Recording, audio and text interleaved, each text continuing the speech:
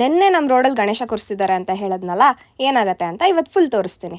Hi, ಇವತ್ತು first day of ನನ್ನ challenge. ಇಷ್ಟು ದಿನ ಬೆಳಗ್ಗೆ 10 ಗಂಟೆಗೆದ್ದು ಆಫೀಸಿಗೆ ಟೈಮ್ ಆಯಿತು ಅಂತ ಹೋಗ್ತಿದ್ದೆ. ಹೋಗಿದ ತಕ್ಷಣ ಏನು ತಿಂಡಿ ತಿಂತಾ ಇರಲಿಲ್ಲ. ಮೇಲ್ಸ್ ಎಲ್ಲ ಚೆಕ್ ಮಾಡಿ ತಿಂಡಿ ತಿನ್ನೋ ಅಷ್ಟರಲ್ಲಿ 12 ಗಂಟೆ ಆಗೋದು. ಆದರೆ ಇನ್ಮೇಲೆ ಟೆನ್ಷನ್ ಇರೋದಿಲ್ಲ. ಯಾಕೆ ಗೊತ್ತಾ, 100 ಡೇಸ್ ಚಾಲೆಂಜ್ ತೊಗೊಂಡಿದ್ದೀನಿ. ಏನಕ್ಕೆ ಅಂತಂದರೆ ನನ್ನ ರೊಟೀನ್ನ ಫಿಕ್ಸ್ ಮಾಡ್ಕೊಳ್ಳೋದಕ್ಕೆ ಅಂತ. ನಿನ್ನೆ ಫಸ್ಟ್ ಟೈಮ್ ವೀಡಿಯೋ ಮಾಡಿರೋದ್ರಿಂದ ನನ್ನ ಗೋಲ್ಸ್ ಏನು ಅಂತ ಶೇರ್ ಮಾಡ್ಕೊಳ್ಳೋದಕ್ಕಾಗಿರಲಿಲ್ಲ. ಏನಿಲ್ಲ, ಚಿಕ್ಕ ಗೋಲ್ಸ್ ಅಷ್ಟೇ. Waking up at 6 o'clock in the morning without an alarm ಅಂತ ಫಸ್ಟ್ ಗೋಲ್ ಇಟ್ಕೊಂಡಿದ್ದೀನಿ. ಸೆಕೆಂಡ್, ಆಬ್ವಿಯಸ್ಲಿ ನಾನು ಇಷ್ಟೆಲ್ಲ ವಾಕಿಂಗ್ ಮಾಡ್ತಿದ್ದೀನಿ, ಚೆನ್ನಾಗಿ ಹೆಲ್ದಿಯಾಗಿ ತಿಂತಾ ಇದ್ದೀನಿ ಅಂತ ಹೇಳಿದ್ರೆ ಫಿಟ್ ಆ್ಯಂಡ್ ಸ್ಟ್ರಾಂಗ್ ಆಗ್ತೀನಿ ಅಂತ. ಸೊ ಹೆಲ್ತ್ ಕಡೆ ಕಾನ್ಸಂಟ್ರೇಟ್ ಮಾಡೋಣ ಅಂತ. ಸೊ ಇದೆರಡು ನನ್ನ ಪ್ರೈಮರಿ ಗೋಲ್ಸ್ ಆಗಿರುತ್ತೆ. ಇವತ್ತು ಸ್ವಲ್ಪ ಜಾಸ್ತಿನೇ ವಾಕಿಂಗ್ ಮಾಡಿದ್ವಿ. ಲಾಲ್ಬಾಗ್ ಲೇಕೆಲ್ಲ ಒಂದು ರೌಂಡ್ ಹಾಕ್ಕೊಂಡು ಹಾಗೆ ಬೆಟ್ಟ ಹತ್ತೋಣ ಅಂತ ಹೇಳಿ ಬಂದ್ವಿ. ಫಸ್ಟ್ ಡೇನೇ ಇಷ್ಟೊಂದು ವಾಕಿಂಗ್ ಮಾಡಿರೋದ್ರಿಂದ ಥೈಸಲ್ಲೆಲ್ಲ ಸ್ವಲ್ಪ ಇಚ್ಚಿ ಆ್ಯಂಡ್ ಟಿಂಗ್ಲಿಂಗ್ ಸೆನ್ಸೇಷನ್ ಇತ್ತು. ಯಾಕಪ್ಪ ಅಂತ ನನಗೂ ಗೊತ್ತಿರಲಿಲ್ಲ. ಮನೆಗೆ ಬಂದು ರಿಸರ್ಚ್ ಮಾಡಿದ ಮೇಲೆ ಗೊತ್ತಾಯಿತು, ಎಕ್ಸಸೈಸ್ ಮಾಡಿದ್ರೆ ಬಾಡಿಲಿರೋ ಸ್ಮಾಲ್ ಬ್ಲಡ್ ವೆಸಲ್ಸ್ಸು ಸ್ಕಿನ್ಗೆ ಮತ್ತು ಮಸಲ್ಸ್ಗೆ ಹಿಸ್ಟಮೈನ್ನ ರಿಲೀಸ್ ಮಾಡುತ್ತಂತೆ. ಹೊಸ ವಿಷಯ ತಿಳ್ಕೊಂಡೆ ಅಂತ ಸ್ವಲ್ಪ ಖುಷಿ ಆಯಿತು. ಹಾಗೆ ಸ್ವಲ್ಪ ಹೊತ್ತು ಕುತ್ಕೊಂಡು ರಿಲ್ಯಾಕ್ಸ್ ಆದ್ವಿ. ಆಮೇಲೆ ಟೈಮ್ ಆಗುತ್ತೆ ಅಂತ ಹೇಳಿ ಮನೆಗೆ ಹೊರಟ್ವಿ. ಮತ್ತು ನಂಗೆ ಪ್ರಾಣಿಗಳಂದರೆ ಸಖತ್ ಇಷ್ಟ. ಇಲ್ಲಿ ದಿನ ನಾಯಿಗಳನ್ನ ಮೀಟ್ ಮಾಡ್ಬೋದು ಅಂತ ಇನ್ನೊಂದು ಖುಷಿ ವಿಷಯ ಬೇರೆ. ನಮ್ಮ ಅಜ್ಜಿ ಮನೇಲಿ ನಾಯಿ ಬೇಕು ಯಾವಾಗಲೂ ಸಾಕಿರ್ತಾರೆ. ಚಿಕ್ಕವಳಿದ್ದಾಗ ನಂಗೆ ಅದೇ ಒಂದು ಹಬ್ಬ ಆಗಿರೋದು. ನಾಯಿನ ಸ್ನಾನ ಮಾಡಿಸೋದಂತೆ, ಅದ್ರ ಬಾಡಿಲಿರೋ ಟಿಕ್ಸ್ನೆಲ್ಲ ಕಿತ್ತು ಕೆಂಡದಲ್ಲಿ ಹಾಕೋದಂತೆ. ಅದ್ರಲ್ಲಿ ಒಂಥರ ಸ್ಯಾಟಿಸ್ಫ್ಯಾಕ್ಷನ್ ಸಿಗೋದು. ಹಾಗೆ ಮನೆ ಕಡೆಗೆ ಹೋದ್ವಿ. ಹೋಗ್ತಾ ನಮ್ಮ ಗಣೇಶನ್ನ ಕೂರಿಸೋದಕ್ಕೆ ಪೆಂಡಾಲ್ ಹಾಕಿ ಚೆನ್ನಾಗಿ ರೆಡಿ ಮಾಡ್ತಾಯಿದ್ರು. ಇನ್ನೂ ಸ್ನಾನ ಮಾಡಿರಲಿಲ್ಲ ಅಂಥೇಳಿ ಸಂಜೆ ಬರೋಣ ಅಂತ ಅಂದ್ಕೊಂಡೆ. ಆದರೆ ಲಾಸ್ಟಲ್ಲಿ ಮಿಸ್ ಮಾಡ್ಕೊತಾ ಇದ್ದೆ. ಏನಂತ ಆಮೇಲೆ ಹೇಳ್ತೀನಿ. ಮನೆಗೆ ಬಂದು ನೋಡಿದ್ರೆ ನಮ್ಮಮ್ಮ ಬಿಸಿ ಬಿಸಿ ಪಡ್ಡು ರೆಡಿ ಮಾಡಿದರು. ನಮ್ಮಮ್ಮ ಅಂತೂ ಸಖತ್ತಾಗಿ ಅಡುಗೆ ಮಾಡ್ತಾರೆ. ಚಿಕ್ಕವಳಿದ್ದಾಗ ಸ್ಕೂಲ್ನಲ್ಲಿ ನಾನು ಟಿಫಿನ್ ಬಾಕ್ಸು ಓಪನ್ ಮಾಡಿದ ತಕ್ಷಣ ಖಾಲಿ ಆಗಿಬಿಟ್ಟಿರೋದು. ಹಾಗೆ ತಿಂಡಿ ತಿಂದ್ಕೊಂಡು ಆಫೀಸಿಗೆ ಹೊರಟೆ. ಆಫೀಸಿಗೆ ಹೋಗಿ ನೋಡ್ತೀನಿ, ನಮ್ಮಮ್ಮ 4 ಡಬ್ಬಿ ಪ್ಯಾಕ್ ಮಾಡ್ಯಾರೆ. ಒಂದರಲ್ಲಿ ಪಡ್ಡು, ಒಂದರಲ್ಲಿ ರಾಜ್ಮುಡಿ ಅನ್ನ, ಇನ್ನೊಂದರಲ್ಲಿ ಚಟ್ನಿ, ಇನ್ನೊಂದರಲ್ಲಿ ಸಾಂಬಾರು ಅಂತ. ಇನ್ನೇನು ಮಾಡೋದು ಅಂತ ಹೇಳಿ ಬ್ಯಾಗೆಲ್ಲ ಅನ್ಪ್ಯಾಕ್ ಮಾಡಿ ಕೆಲಸ ಮಾಡೋದಕ್ಕೆ ಸ್ಟಾರ್ಟ್ ಮಾಡಿದೆ. ಇವತ್ತು ಸ್ವಲ್ಪ ಆಕ್ಯುಪೈಡೇ ಇದ್ದೆ, ಕೆಲಸ ಇತ್ತು. ಮಂಡೇ ಅಲ್ವಾ, ಹಾಗಾಗಿ ಸ್ವಲ್ಪ ಕೆಲಸ ಮುಗಿಸಿ ಕೆಳಗಡೆ ಹೋದೆ. ಇಲ್ಲೊಂದು ಸ್ಪಾಟ್ ಇಷ್ಟ ನನಗೆ ನಮ್ಮ ಆಫೀಸಲ್ಲಿ. ಐಸೋಲೇಟೆಡ್ ಸ್ಪಾಟು, ಯಾರೂ ಇರೋದಿಲ್ಲ, ರಿಲ್ಯಾಕ್ಸ್ ಆಗೋದಕ್ಕೆ ಚೆನ್ನಾಗಿರುತ್ತೆ. ಈ ಥರ ಒಂದು ಒಳ್ಳೆ ಜಾಗ ಹುಡ್ಕೊಂಡಿದ್ದೀನಿ ಅಂತ ಹೆವಿ ಖುಷಿ ನನಗೆ ಮನಸ್ಸಲ್ಲಿ. ಒಂದಿನ ಆಫೀಸ್ ಟೂರ್ ಮಾಡೋಣ ಅಂತ ಅಂದ್ಕೊಂಡಿದ್ದೀನಿ. ಐಡಿಯಾ ಹೆಂಗಿದೆ ಅಂತ ನನಗಂತೂ ಗೊತ್ತಿಲ್ಲ, ಮಾಡೋಕ್ಕಾಗುತ್ತಾ ಅನ್ನೋದು ಗೊತ್ತಿಲ್ಲ. ನೋಡ್ತಾ ಇರಿ, ಮುಂದೆ ಗೊತ್ತಾಗತ್ತೆ. ಪೆಂಡಿಂಗ್ ವರ್ಕ್ಸ್ನೆಲ್ಲ ಮುಗಿಸ್ಕೊಂಡೆ. ಮೇಲಿಂದ ನನ್ನ ಫ್ರೆಂಡ್ ಕಾಲ್ ಮಾಡಿದ್ಲು, ಬಾ ಲಂಚಿಗೆ ಹೋಗೋಣ ಅಂತ. ನನಗಂತೂ ಆಫೀಸಲ್ಲಿ ಒಳ್ಳೆ ಫ್ರೆಂಡ್ಸ್ ಇದ್ದಾರಪ್ಪ. ಎಲ್ಲರೂ ಎಷ್ಟೇ ಕೆಲಸ ಇದ್ರೂ ಊಟಕ್ಕೆ ಮಾತ್ರ ಜೊತೆಗೆ ಹೋಗ್ತೀವಿ. ಬೇಜಾರಾಗೋದಿಲ್ಲ. ಎಲ್ಲರೂ ನಮ್ಮವ್ರ ಥರನೇ ಫೀಲ್ ಆಗುತ್ತೆ. ಕೈಂಡ್ ಆಫ್ ಫ್ಯಾಮಿಲಿನೇ ಆಗೋಗಿದ್ದಾರೆ ಆಫೀಸ್ ಫ್ರೆಂಡ್ಸು. ಮೋಸ್ಟ್ಲಿ ಕನ್ನಡದಲ್ಲೇ ಮಾತಾಡ್ತಿರ್ತೀವಿ. ಆ್ಯಂಡ್ ಅಷ್ಟು ಕಾರ್ಪೊರೇಟಲ್ಲಿ ಕನ್ನಡ ಫ್ರೆಂಡ್ಸು ಸಿಗೋದು ತುಂಬ ಲಕ್ ಇರಬೇಕು. ಎಲ್ಲರೂ ಊಟನ ಶೇರ್ ಮಾಡ್ಕೊಂಡು ತಿಂತೀವಪ್ಪ.